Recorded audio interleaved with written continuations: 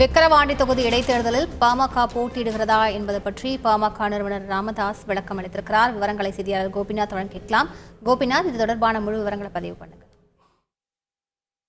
விழுப்புரம் மாவட்டம் திண்டிவனம் அடுத்த தைலாபுரம் தோட்டத்துல சற்று முன்பு பாமக நிறுவனர் டாக்டர் ராமதாஸ் செய்தியாளர்களை சந்திச்சாரு. அப்போ பாத்தீங்கன்னா செய்தியாளர்கள் பல்வேறு கேள்விகளை எழுப்புறாங்க. இதுல ஒரு முக்கியமான விஷயம், 10.5% இடஒதுக்கீடு தமிழக அரசு நினைத்திருந்தால் ஒரே மாதத்தில் வழங்கியிருக்க முடியும். ஆனால் அதை செய்யவில்லை.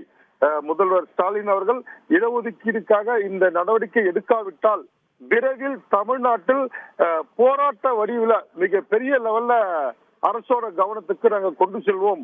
உடனடியாக இந்த இடஒதுக்கீடு 10.5% இடஒதுக்கீடுக்கான நடவடிக்கை வழங்குவதற்கு நடவடிக்கை தமிழக முதல்வர் எடுக்க வேண்டும் என்பது பாமக டாக்டர் ராமதாஸ் முக்கியமான கோரிக்கை பார்த்தோம். அதே போல பாத்தீங்கன்னா விக்கிரவாண்டி இடைத்தேர்தலில் பாமக போட்டியிட வேண்டும் அப்படின்றது அவங்களோட கட்சியினர் கூட்டணி கட்சியினரும் அவங்ககிட்ட ஒரு கோரிக்கை வச்சிருந்தோம் சொல்றாரு. அதே போல பாத்தீங்கன்னா இது குறித்து கூட்டணி கட்சியினுடைய பேச்சுவார்த்தை நடத்தி விரைவில் அறிவிப்பு, அதாவது பாத்தீங்கன்னா ஆகஸ்ட் செப்டம்பர்ல விக்கிரவாண்டிக்கான இடைத்தேர்தல் வருவதற்கான வாய்ப்புகள் இருக்கு.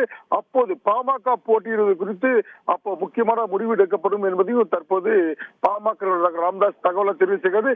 இதே போல தமிழக அரசுல கஞ்சா விற்பனை அதிகமா இருக்கு. இதை கட்டுப்படுத்துறதுக்கும் தமிழ்நாட்டில் தெருவுக்கு தெரு கஞ்சா விற்பனை நடைபெறுவதாகவும் இதனை கட்டுப்படுத்தவும் தமிழக அரசு நடவடிக்கை எடுக்கணும்ன்றதையும் பாமக டாக்டர் ராமதாஸ் கோரிக்கை வச்சிருக்காரு. அந்த தகவலை தற்போது தகவலை பார்த்துட்டு இருக்கோம்.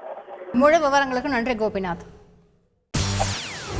செய்திகளை உடனுக்குடன் தெரிந்து கொள்ள உடனே சப்ஸ்கிரைப் பண்ணுங்க.